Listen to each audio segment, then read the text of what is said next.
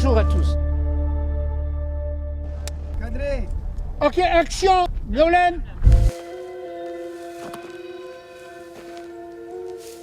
Je suis Mansour Sorawad, je suis cinéaste sénégalais.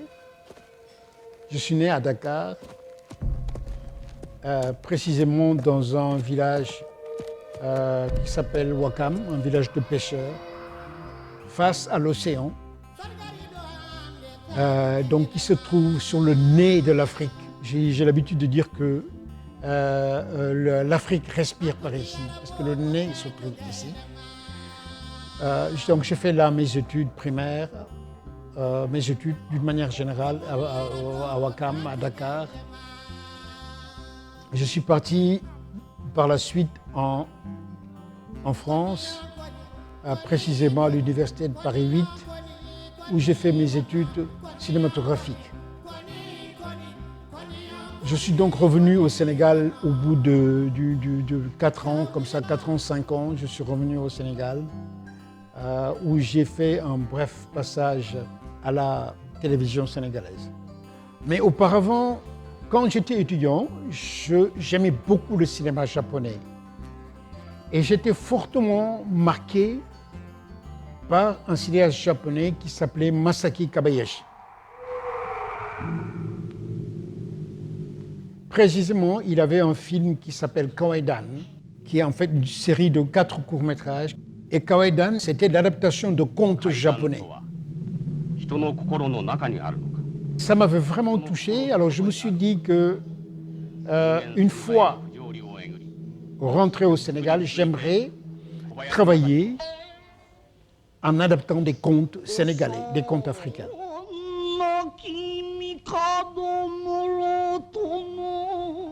Les premiers films que je faisais pour la télévision, c'était adapté de contes. Je suis donc ensuite allé travailler, j'ai commencé à travailler au ministère de la Culture, précisément aux archives culturelles du Sénégal, où mon rôle était de m'occuper du service audiovisuel et on allait à travers le Sénégal pour faire de la collecte sur tout ce qui touchait la tradition et la tradition orale. Au bout de quelques années, j'ai quitté le ministère pour retourner en France et je peux dire que c'est à partir de là que vraiment ma carrière cinématographique a démarré.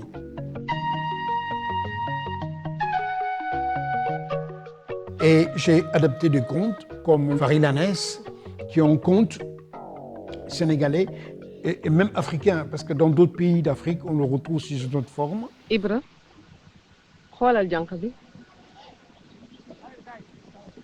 taaru na lool kaar.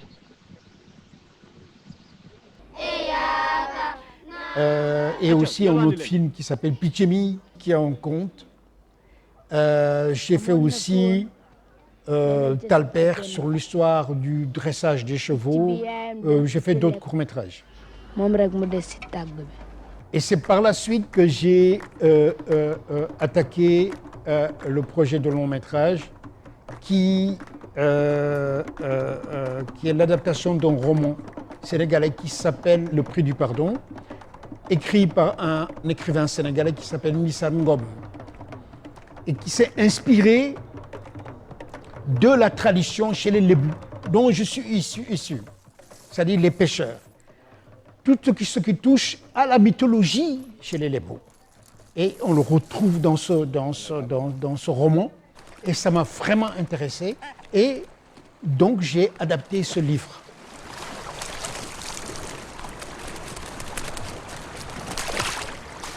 Évidemment, dans ce film, il y a même beaucoup de choses dans ce roman que moi j'ai vécu pendant mon enfance.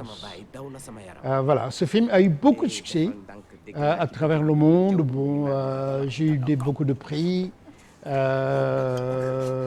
Également le Tanit d'or à Carthage, etc., etc.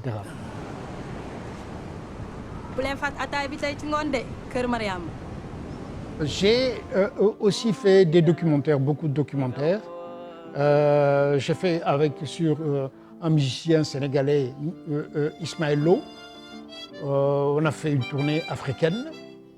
C'est un film, une production française qui est passé sur plusieurs chaînes en France et aussi à l'étranger.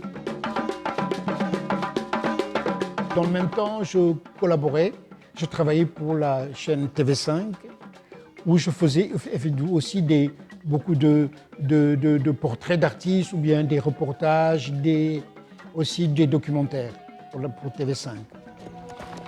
Au bout d'un certain temps, je suis rentré définitivement au Sénégal. Et j'ai attaqué un autre long-métrage qui s'appelle Les Feux de Mansaré. Malheureusement pour moi, ce film, je ne suis pas allé jusqu'au bout de mes rêves, mais je me suis dit, c'est pas grave. Ce sont des choses qui arrivent.